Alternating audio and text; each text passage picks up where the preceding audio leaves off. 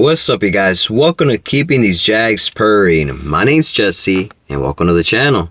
Today I'm finna be showing you guys how I install a subwoofer in my 1985 Jaguar XJ6.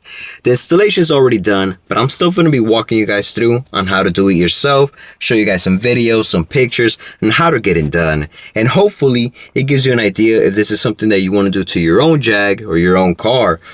Now, this ain't no competition setup. It's just a simple 12-inch subwoofer, but I just wanted cleaner bass and better sound while I'm cruising, you feel me? I want people to break their neck and be like, damn, that's a real nice Jag and it's slapping cutty. I want to be tripping out on one song I'm about to play when I pull up somewhere. I'm like, bro, I better play a banger right now. Everybody about to listen to this song. You won't understand until you have slap. And those that had a slap before, y'all know what's up. All right, let me show you guys how to get it done.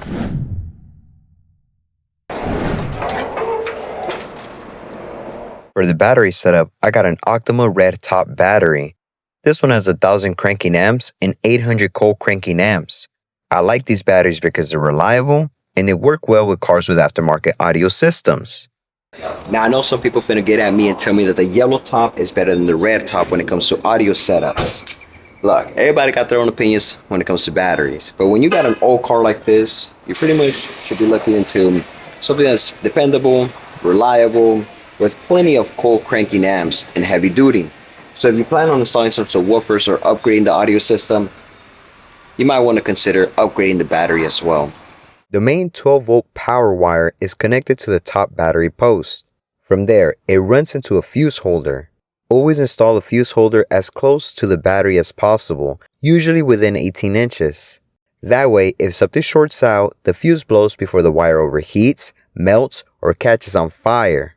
That fuse is there to protect the car and the wiring. I also wrapped the power wire in heat shield since it's running through the engine bay and I wanted that extra protection. There's a factory grommet in the firewall that you can remove and run the wire through.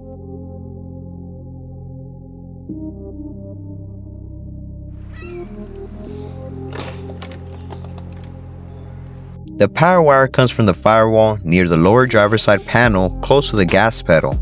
From there, I routed that wire all the way to the trunk.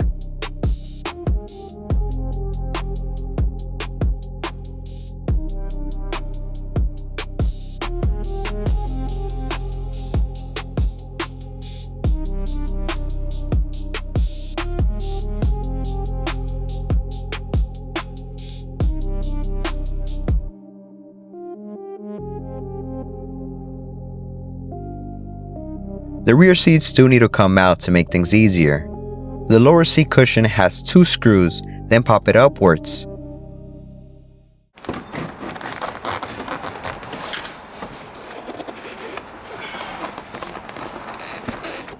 Take your time hiding the wiring. Make sure everything looks nice and clean.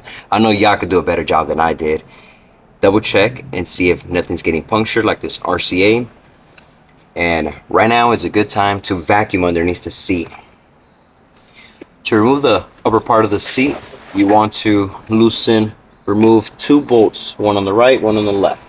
Then you'll pull the seat upwards and towards you. Behind the rear seats, there's 2 factory openings that lead into the trunk. I simply routed the wires through those openings.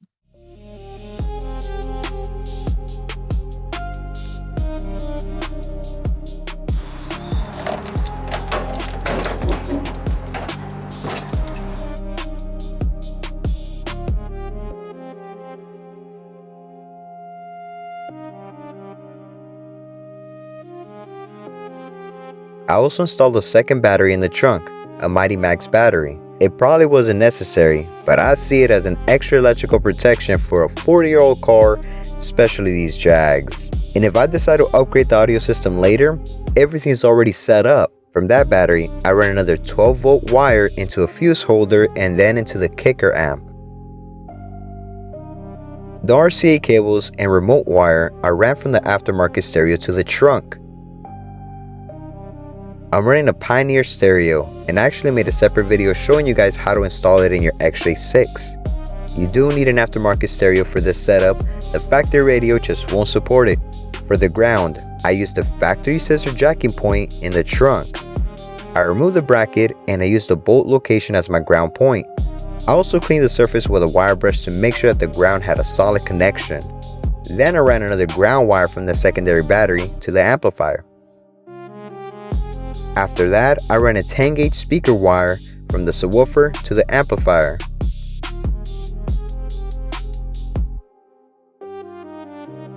I mounted the battery and the subwoofer on the trunk floor panel from a 1995 XJ6. It actually holds self-tapping screws very well. I also recommend using mounting brackets for both battery and subwoofer so everything stays secure. So far, I haven't had any issues with voltage drop or the car struggling to start. And now the Jag is slapping. Yeah, some people might not like it, and they'll say that it's ghetto that the trunk is rattling, but I don't give a fuck. Y'all wouldn't understand until you have subs in your car how much better music sounds. Hey, thanks for watching Keeping These Jaags Purring. More mods coming soon. Stay tuned. This old Jag is slowly turning into the perfect cruiser. I'll see y'all in the next one. Late.